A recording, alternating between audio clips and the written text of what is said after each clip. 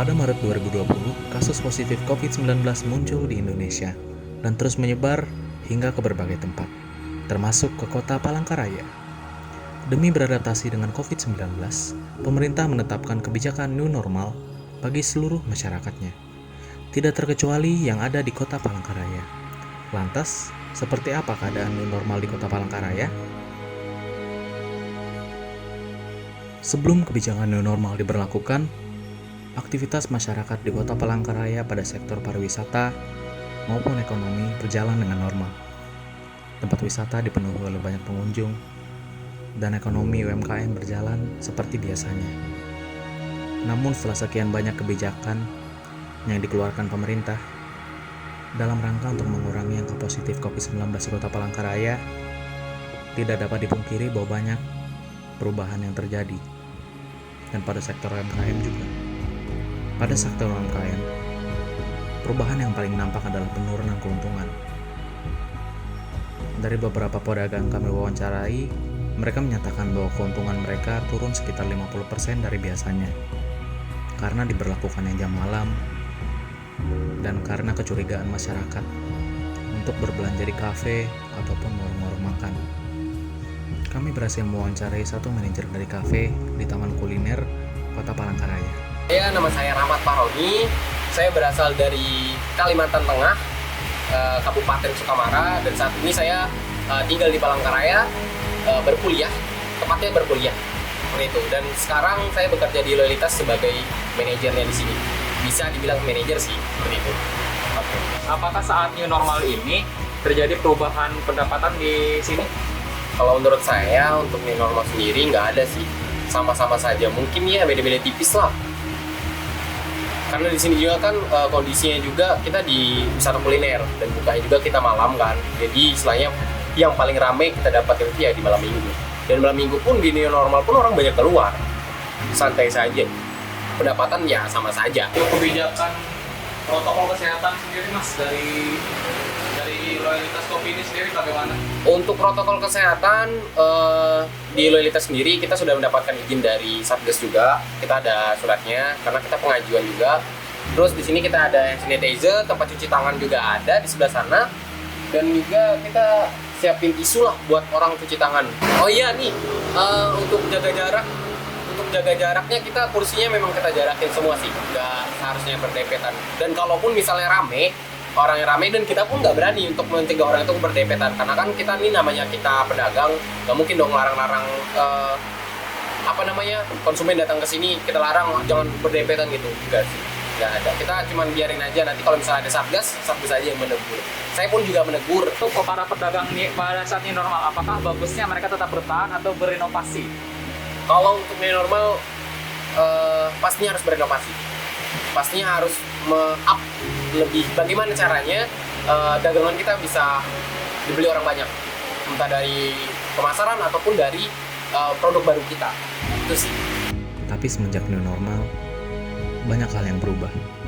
Mulai dari metode pembelajaran daring untuk setiap institusi pendidikan, dengan harapan bisa mengurangi angka infeksi COVID-19 di Kota Palangkaraya, dan berbagai kebijakan yang membatasi masyarakat untuk berkerumun. Perkenalkan, nama saya Melisa Oktora. Saya di sini selaku penjurusan dari Sosiologi di Fakultas Ilmu Sosial dan Ilmu Politik Universitas Palangkaraya. Jadi selama 1 tahun lebih ini, kurang lebih 1 tahun ya sejak pandemi yang terjadi di bulan Maret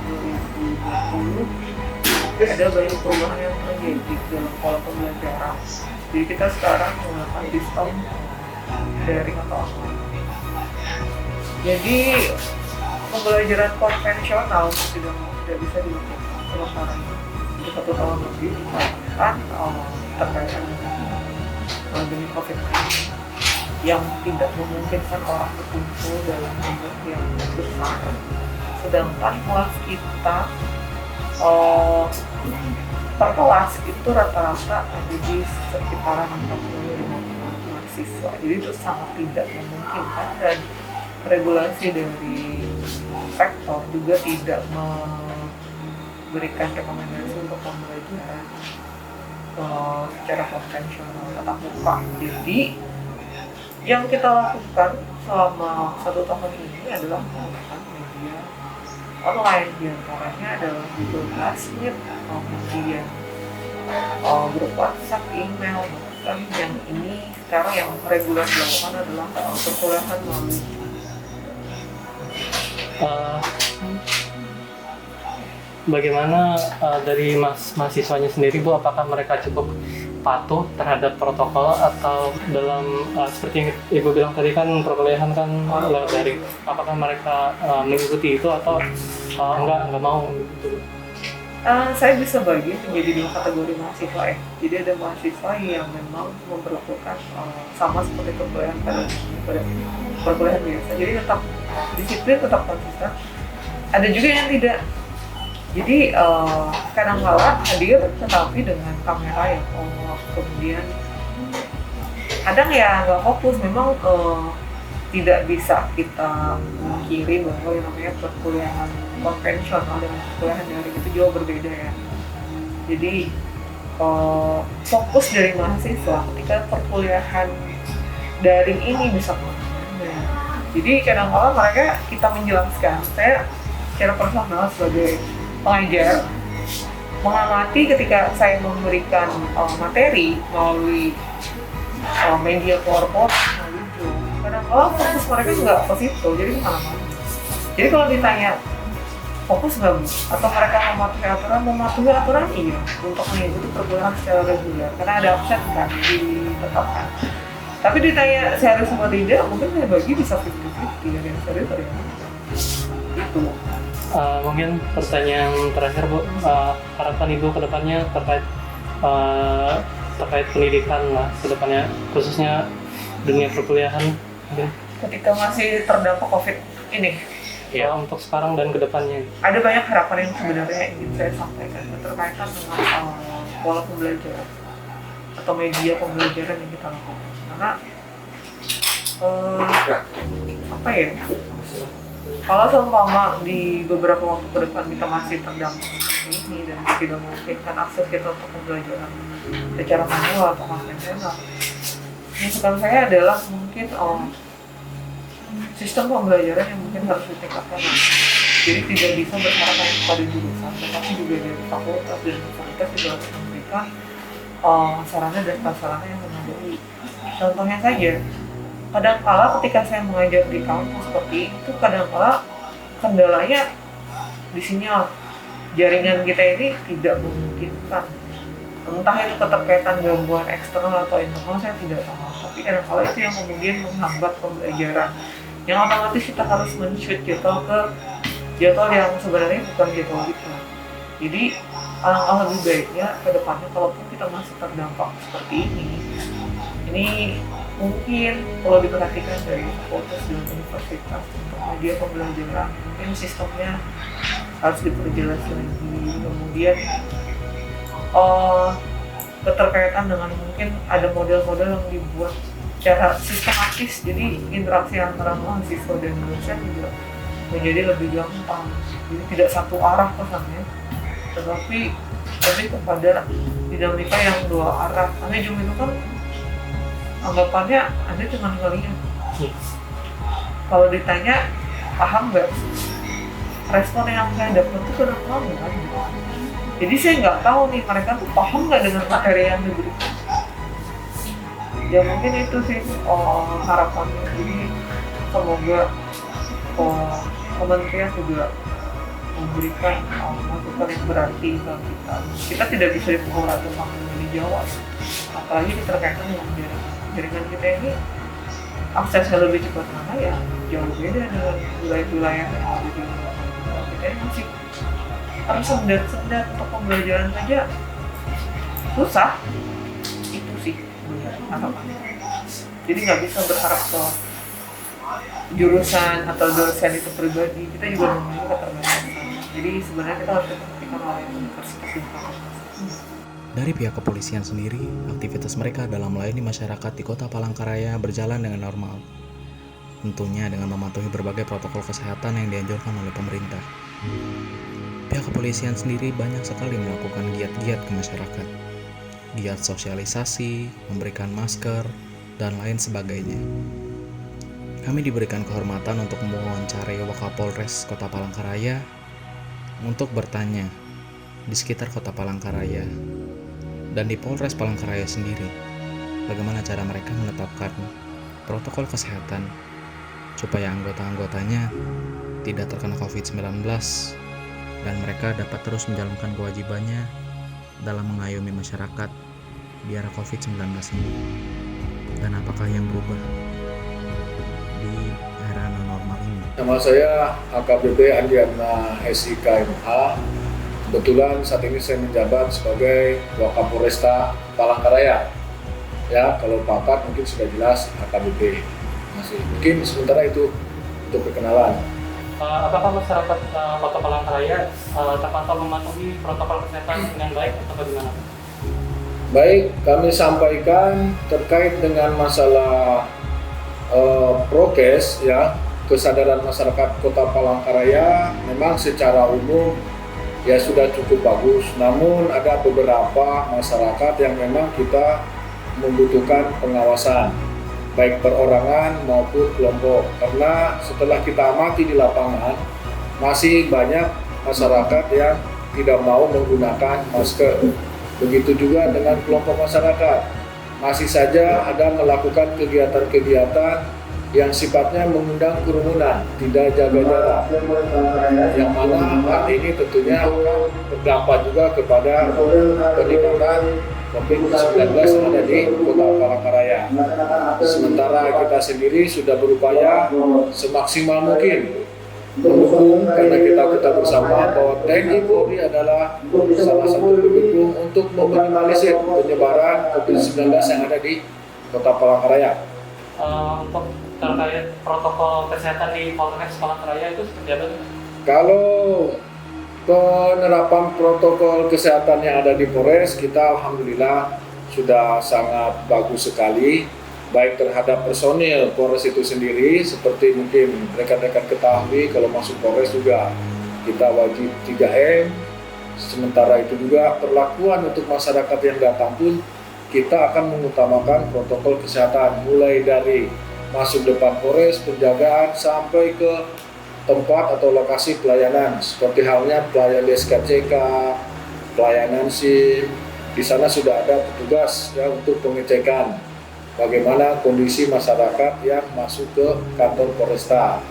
Dan diinformasikan juga bahwa kantor Polresta ini, seluruh personil Polresta, kalau kita lihat dari awal penyebaran COVID sampai saat ini, itu boleh dikatakan ya kantor yang cukup sehat, dalam artian sangat sedikit sekali, bahkan mungkin dalam kurun 4 bulan ini untuk personil Polresta tidak ada yang terpapar COVID dibandingkan dengan perkantoran lainnya yang menjadi klaster. Sementara Polresta sampai saat ini alhamdulillah tidak ada. Untuk kegiatan dari Polres Palangkaraya sendiri terkait penjagaan COVID-19 seperti apa? Baik, untuk Polresta sendiri dalam menjaga penyebaran COVID, kita banyak hal yang sudah kita lakukan. Pertama, kita tentunya memberikan edukasi, sosialisasi kepada masyarakat untuk melaksanakan protokol kesehatan. Di samping itu juga kita dengan bertahap dan terjadwal melaksanakan kegiatan-kegiatan penyemprotan antiseptik maupun disinfektan ke tempat-tempat umum seperti di pasar, di perumahan, ataupun mungkin ada permintaan dari masyarakat, kita selalu siaga untuk melaksanakan hal-hal seperti itu. Di situ juga kita membentuk tim KRYD. KRYD ini tim Satgas yang mana kita bisa gunakan, kita perankan sebagai tim mitigasi penyebaran COVID. Kemudian juga kita mendukung yang namanya Inmendagri, ya. Kita membentuk PPKM di masing-masing kelurahan, bahkan sampai ke tingkat RT. Ini juga merupakan salah satu upaya kita untuk meminimalisir penyebaran COVID-19 yang ada di Kota Palangkaraya. Ya, dalam hal ini mungkin kebetulan kemarin juga sudah dikunjungi oleh Bapak Wakapolri, posko PPKM yang ada di Jalan Yogyakarta. Di sana juga tidak hanya sekedar pos PPKM, namun juga dilengkapi dengan rumah karantina atau isolasi. di mana warga yang akan masuk ke lingkungan tersebut harus dilakukan karantina dan dilaksanakan swab antigen, yang mana apabila positif bergejala langsung diarahkan ke rumah sakit terdekat ya di wilayah PPKM tersebut. Namun di PPKM itu juga kita menyediakan tenaga kesehatan yaitu dari puskesmas karena lingkupnya kelurahan. Terkait regulasi Pak, untuk dari Polres Palangkaraya sendiri apakah ada perubahan regulasi terkait pandemi COVID-19 ini? Kalau perubahan regulasi kita tetap mengacu ke semula, namun karena situasinya pandemi kita akan menambahkan mungkin beberapa regulasi yang intinya untuk meminimalisir penyebaran COVID, seperti mungkin di pelayanan Polres kita wajibkan masker, kan artinya untuk prokes. Kita akan mengadakan seperti itu, termasuk kegiatan-kegiatan masyarakat yang dulu mungkin bisa langsung merekomendasikan, tapi kita akan melihat rekomendasi dari Satgas COVID bagaimana dengan permintaan izin masyarakat. Setelah itu kalau memang tidak memungkinkan, maka kita pun Polres tidak akan membuat izin atau rekomendasi terhadap kegiatan tersebut. Seperti yang Bapak jelaskan di awal tadi kan, masyarakat Palangkaraya ini masih ada yang tidak patuh terkait regulasi misalnya penggunaan masker. Dari Polres Palangkaraya sendiri, apakah ada penertiban, dan bila ada penertiban itu seperti apa? Baik, untuk di Polresta Palangkaraya terkait dengan penertiban, kita bersama-sama Pemkot kita menertibkan ya kegiatan-kegiatan yang tentu bertolak belakang yang mengakibatkan atau menyebabkan meningkatnya penyebaran COVID. Di mana dalam hal ini kita ada namanya perwakilan wali kota. Itu kita ikut menertibkan. Yang dikedepankan dalam hal ini memang polisi Pamung Praja. Namun kita tetap mendukung merupakan satu bagian kesatuan Satgas terpadu untuk menertibkan apabila terlihat masyarakat atau situasi yang memang terjadinya pelanggaran protokol kesehatan. Contohnya mungkin dalam kafe-kafe yang seharusnya mungkin dibatasi berapa orang, jamnya sekian, itu kita akan tertibkan. Termasuk masyarakat yang tidak menggunakan masker, kita akan berikan sanksi baik sanksi sosial maupun administrasi, dan itu dilakukan oleh Kesatuan Polisi Pamung Praja. Ya, kita hanya membackup dan mendukung, dan alhamdulillah kegiatan justisi dibandingkan dengan kabupaten yang lainnya kita lebih bagus dalam artian kegiatannya selalu kita laksanakan penertiban, karena itu salah satu bagian dari upaya untuk penertiban masyarakat. Kan dari Bapak sendiri harapannya terhadap masyarakat selama masih ada normal ini bagaimana? Ya, harapan kami mungkin sama dengan harapan semua warga masyarakat Palangkaraya. Kami berharap akan meningkatkan kesadaran terhadap melaksanakan protokol kesehatan bagi seluruh warga masyarakat Kota Palangkaraya. Dan saya yakin apabila masyarakat sudah kesadarannya cukup tinggi dalam hal ini semua mematuhi prokes, insya Allah ke depan harapan kami adalah terjadinya penurunan penyebaran yang secara bertahap Kota Palangkaraya menjadi zona hijau, artinya bebas daripada COVID-19. Seluruh masyarakat Kota Palangkaraya semuanya sehat dan tidak ada lagi yang terpapar COVID. Kuncinya satu, itu tadi. Pertama, ya kesadarannya tolong ditumbuhkan kembali untuk melaksanakan protokol kesehatan. Yang kedua, program pemerintah, pelaksanaan vaksin. Ayo, masyarakat yang belum vaksin, silahkan lihat jadwalnya kapan pelaksanaan vaksin, datangi dan laksanakan vaksin secara berkala. Ini sih Pak, ada terkait isu kalau misalnya ada kafe-kafe yang nakal gitu Pak, yang mereka nggak menaati aturan, entah itu overkapasitas atau entah itu mereka tutup di jam seharusnya ya udah telat gitu Pak. Kebijakan dari Polres Palangkaraya sendiri bagaimana untuk penertiban kafe yang seperti itu? Baik, terkait dengan penertiban tadi, ini adalah penertiban merupakan salah satu kegiatan Satgas, satuan tugas. Jadi tidak hanya Polres, di sana juga ada TNI, ada Pemko, BPBD di dalamnya.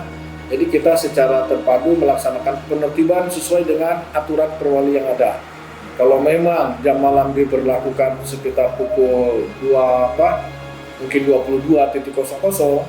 maka jam 20.00 kita harus menertibkan. Dan sebelumnya tentunya kita melaksanakan patroli. ke wilayah-wilayah yang dianggap rawan untuk melanggar prokes. Dan tidak hanya kafe saja sebenarnya, semua kegiatan apapun yang memang ada kerumunan kita langsung menertibkan. Seperti kemarin 2 hari yang lalu ada laporan kegiatan organ tunggal. Ya, kalau tidak salah di Jalan Murjani dan Jalan apa, itu pada saat mendapatkan laporan seperti itu dari masyarakat, maka kita dengan Satgas langsung mendatangi lokasi, memberikan edukasi, memberikan pembinaan, dan menghentikan kegiatan. Di sektor pariwisata, mulai ada pembatasan-pembatasan, mulai dari pembatasan pengunjung yang bisa menaiki wahana wisata, sampai dengan pembatasan pengunjung yang boleh masuk ke objek wisata itu. Nama kami Sawang Entusawan, ya, Jabatan Kabid Pengembangan dan Keselamatan Dinas Perhubungan Kota Palangkaraya. Dari Dinas Perhubungan sendiri, di objek wisata ini apakah ada perubahan regulasi gitu terkait sebelum pandemi dan sesudah pandemi ini, Pak? Yang pasti, ya terima kasih, ya. Terima kasih dulu. Yang pasti, kalau perubahan regulasi pasti ada, jelas ada. Ya. Sebelum pandemi mungkin pariwisata dulu sini kan penumpangnya artinya tidak dibatasi. Tapi menurut dari kualitas kapalnya, aku lihat di catatan di sana itu 25 orang boleh satu kapal. Ya, pada saat itu. Sebelum pandemi. Iya. Nah, setelah masuk pandemi, jelas berubah dia. Regulasinya berubah menjadi 17. Atau berapa? Ya, 17 dewasa. Ya, 17 orang dewasa. Nah, itu aja yang pasti. Iya. Dan ya Pak, untuk protokol kesehatan sendiri Pak, kan biasanya mungkin ya Pak, bagaimana menurut Bapak di sekitar sini? Apakah ketaatan tentang protokol kesehatan masih berjalan dengan baik Pak? Jalan yang baik. Jalan yang baik. Artinya tetap kita awasi, tetap kita kontrol, tetap kita mati-mati, tetap kita utarakan, kita himbau, kita sarankan agar prokes kesehatan masalah COVID-19 ini tetap dan wajib dijalankan tanpa kecuali, terutama memakai masker, wajib itu, baik anak-anak maupun dewasa. Nah, dan untuk tindak lanjutnya sendiri Pak, untuk pelanggar protokol kesehatan bagaimana Pak? Kalau untuk melanggar sementara ini ya sepanjang kita awasi sini ya hampir tidak ada. Artinya kalaupun melanggar kami batasi penumpangnya yang misalnya lebih dari 17, stop dulu, istirahat dulu, silakan naik kapal lain. Kan kapal lain kan banyak, ada sekitar 15 kapal jadi kapal suku naik. Artinya bergantian. Dan harapan Bapak sendiri Pak terkait sektor pariwisata di Kalimantan Tengah ini sudah pandemi, apakah dari Dinas Perhubungan sendiri memiliki harapan tersendiri gitu Ya, untuk sektor pariwisata ini?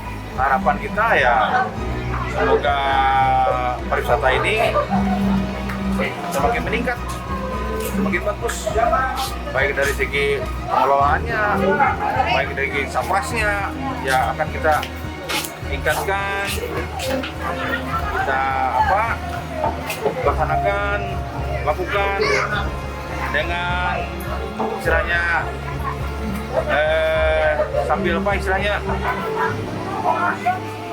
sambil melihat juga kondisi dari anggaran kita yang ada. Kan tidak mungkin juga kita berencana tapi anggaran kita kan tidak mungkin. Artinya sambil ada keseimbangan lah antara anggaran dan istilahnya kebutuhan warga.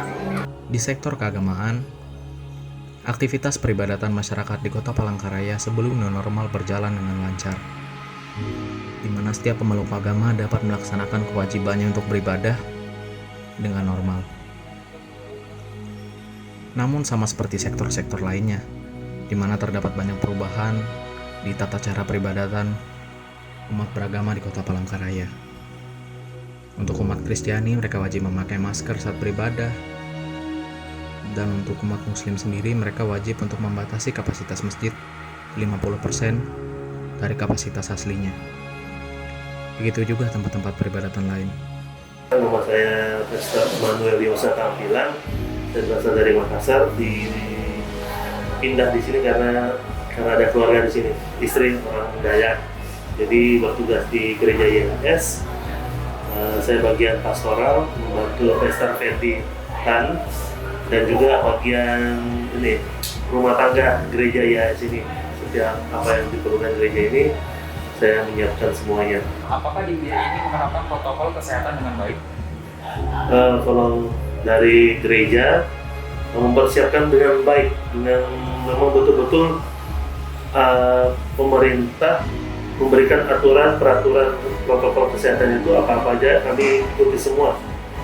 Kayak mempersiapkan wastafel, mempersiapkan hand sanitizer, termogan untuk supaya protokol kesehatan ini berjalan dengan lancar sesuai dengan yang ditentukan oleh pemerintah. Apakah ada tambahan regulasi dari pihak gereja sendiri yang di luar dari pemerintah, regulasi untuk menerapkan protokol di peradaban di peribadatan gereja IAS? Mungkin dari semuanya kami ikuti pemerintah. Kalau mau nambah-nambahnya mungkin hampir sama semua dari pemerintah, kayak jarak 1 meter, tempat duduk untuk jemaat, menyediakan wastafel, memakai masker. Jadi setiap ibadah kalau ada yang lepas masker kami tegur tetap menggunakan masker pada waktu ibadah. Apakah jemaat di sini mengikuti aturan protokol kesehatan dengan baik dan benar? Harus mengikuti, karena sebelum masuk dalam gereja petugas kami yang sudah disiapkan untuk sebelum masuk cuci tangan dulu, baru memakai masker, diukur termogan, diukur suhunya dengan termogan, kalau tidak sesuai tidak bisa masuk. Jadi kami anggap gereja merupakan tempat yang paling aman daripada tempat-tempat umum yang lain. Kalau harapan kami gereja ini bisa menjadi tempat ibadah yang aman. Orang bisa ibadah dengan tenang, tidak rasa takut untuk mengikuti ini walaupun dalam keadaan pandemik begini corona. Jadi jemaat yang hadir di sini bisa tenang, bisa menikmati hadirat Tuhan di sini, menikmati ibadah yang ada di sini. Dari pusat sinode kami di AS itu buat slogan datang sehat, pulang lebih sehat. Jadi dari slogan itu buktinya bahwa kami memang menjaga protokol kesehatan sini agar datang sehat, pulang lebih sehat lagi. Gitu.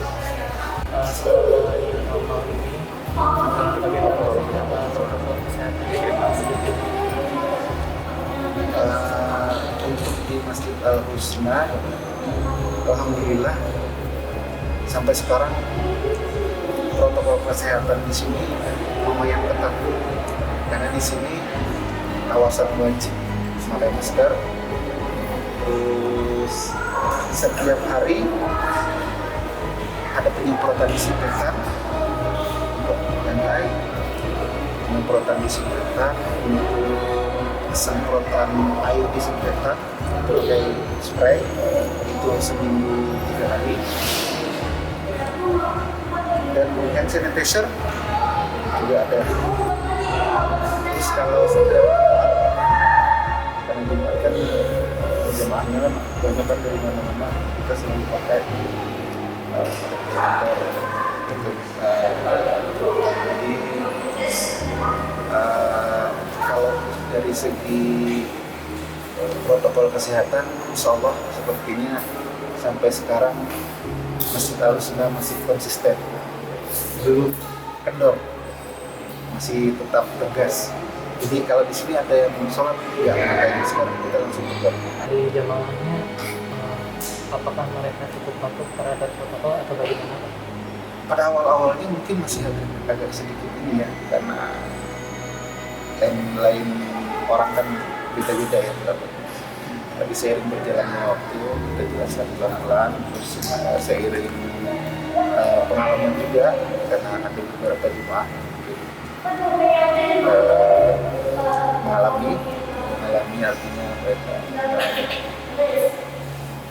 terkena, dia akhirnya sadar. Mungkin kalau motor tidak mau pakai masker, mereka sekarang sepertinya malas ke masjid. Tidak boleh kan? Dan di sini juga pusat di luar juga ada kawasan wajib memakai masker.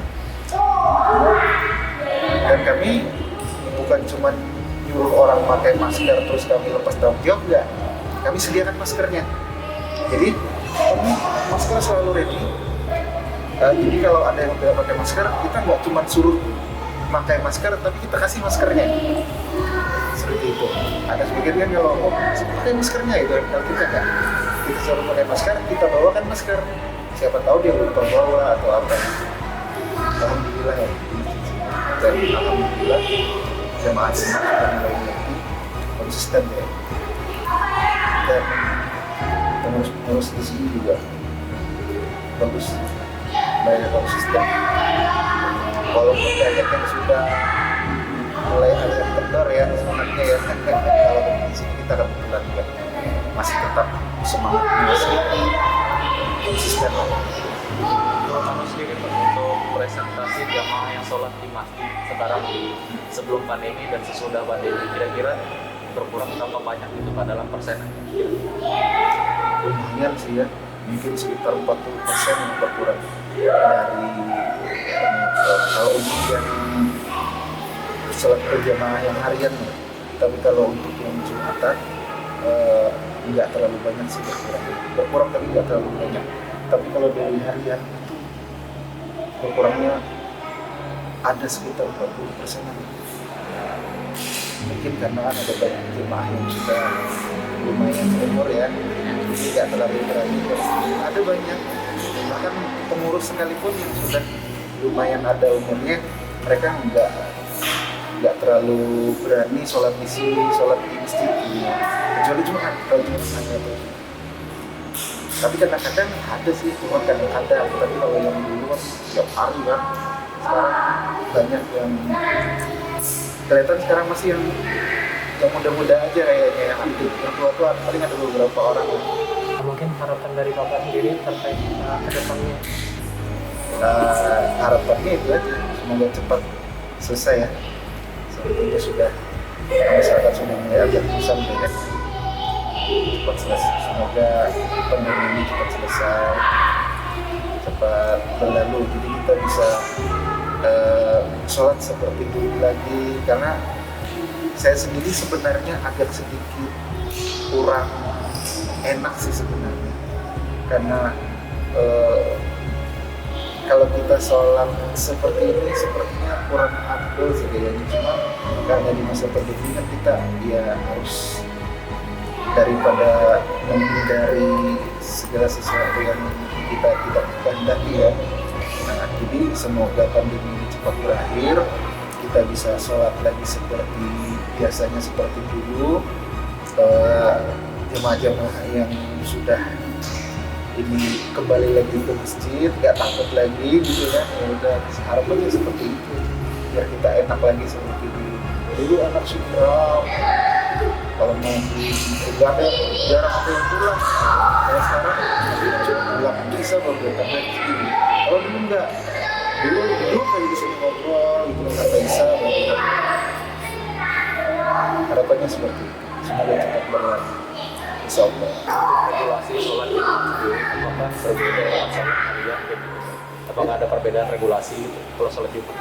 Beda. Kalau sholat Jumat kita pintu ini tutup cuma pakai lewat depan, jadi lewat depan sini. Jadi ada dua detektor apa sih, saya lupa namanya, termogan itu. Dan kita yang termogan yang berdiri itu, tempat yang ditembakkan itu, karena repot kan kalau kita nembak-nembak, jadi berdiri jemaah datang langsung. Nah, ada dua di sisi kiri kanan. Beda. Kalau sholat biasa kan bisa masuk dari situ, bisa masuk dari situ. Kalau Jumat nggak, cuma langsung lewat dari depan. Kecuali setelah keluarnya baru pintu situ dibuka. Iya. Untuk kapasitas maksimalnya sendiri Pak dari pihak masjid, apakah ada seperti berapa jumlah jemaah yang diperbolehkan untuk sholat Jumat di masjid itu, atau dari pihak masjid sendiri tidak terlalu membatasi gitu? Enggak, kita cuma di shopnya aja direnggangkan. Iya. Di depan yang ini shopnya kita renggangkan. Udah nggak sampai ini, nggak dirapatin lagi. Jadi ada yang kalau udah nggak cukup di luar. Kalau nggak cukup juga kita ini tambah di luar. Tapi biasanya cukup aja sih. Kalau dulu walaupun rapat sekalipun sampai ke luar sampai ke jalan itu biasanya sholatnya. Kalau dulu, walaupun sekarang udah renggang, itu paling di teras-teras ini nggak sampai ke jalan. Berarti dari pihak masjid sendiri tidak terlalu membatasi gitu kayak untuk cepatnya, yang jelas kayak ditampung gitu aja. Kalau emang masih ada jemaah yang antusias pengen beribadah gitu, bisa dibantukan di depan. di depan sana, tapi tetap aja jaga jaraknya. Protokolnya Jaga jarak, pakai masker, cuci tangan. Kalau nggak mau cuci tangan, pakai hand sanitizer. Ya, perkenalkan, nama saya Imam Saifuddin. Teman-teman atau warga sekitar Masjid Al-Husna sering manggil saya Imam atau Saif kayak gitu. Nah, saya tinggal di daerah Sisingamangaraja yang lumayan dekat dengan Masjid Al-Husna. Jadi, setiap ada sholat fardu, entah maghrib, isya, subuh, zuhur ataupun asar, saya usahain untuk sholat di sini kayak gitu, di Al-Husna. Oke. Nah, terkait protokol sendiri, Mas Yani melihat masyarakat sekitar di sholat di sini nih bagaimana dalam menerapkan protokol kesehatan? Terkait protokol kesehatan ini dimana kita kan disuruh sama pemerintah tuh untuk menggunakan masker, mencuci tangan dan menjaga jarak. Nah, alhamdulillah selama sholat di sini masyarakat sekitar atau jamaah di Masjid Al-Husna itu selalu taat terhadap protokol yang diberlakukan. Kalaupun mereka tidak bawa masker, maka pihak masjid pun akan menegur dan mengasih masker. Jadi mereka tetap bisa sholat tanpa harus pergi lagi untuk mencari tempat-tempat yang lain buat sholat, karena di sini udah disediakan sama pengurus masjid. Jadi pada saat jamnya sholat, kalau ada yang kelupaan bawa masker, maka diingatkan untuk memakai masker dan menggunakan masker. Gak cuma diingatin aja, kadang-kadang kan ada tuh di salah satu masjid atau di berbagai macam masjid yang cuma ngingetin jangan lupa bawa masker pada saat sholat, tapi tindakan nyatanya mereka tidak memberikan. Jadi masyarakat yang mau sholat itu agak susah kayak gitu. Harapan Masnya terkait jemaat sini dan kedepannya dalam beribadah? Ya mungkin harapannya ya buat jamaah yang di sini kita tetap sholat dimanapun kita berada, karena sholat itu kewajiban di agama kita. Ya meskipun di tengah pandemi kan kita tetap bisa melaksanakan sholat dengan menjaga jarak, memakai masker dan menaati segala protokol-protokol kesehatan yang diminta oleh pemerintah. Jadi jangan takut pada saat sholat kita terkena COVID, dosa, karena semua itu kembali ke diri kita dan keyakinan kita kepada Allah Subhanahu Wa Taala. Kalau Allah nggak izinin, ya nggak bisa kayak gitu. Dan juga mungkin buat semuanya, nggak cuma buat Islam ya, tapi buat seluruh umat beragama di Indonesia maupun di dunia, ya harapannya dengan adanya pandemi ini bukan menjadikan kita sebagai seorang yang beragama itu menjadi malas beribadah, tapi semakin giat. Ya kalaupun tidak bisa offline, ya kita laksanakanlah sebisa mungkin. Kayak mungkin yang di gereja kan biasanya tuh ibadahnya offline kan kayak gitu. Nah mungkin bisa aja nanti offline, yang penting entitas dari sholatnya tadi, ibadahnya tadi itu tetap berlaku kayak gitu. Terima kasih juga kami ucapkan kepada seluruh masyarakat yang telah menaati protokol kesehatan. Tetap jangan lupa jaga jarak, pakai masker. Dan juga untuk pengurus Masjid Al-Husna, terima kasih banyak karena telah menyediakan masker. Jadi pada saat mungkin saya atau jamaah lain yang lupa, jadi tidak perlu bolak-balik kayak gitu. Saya ucapkan wassalamualaikum warahmatullahi wabarakatuh.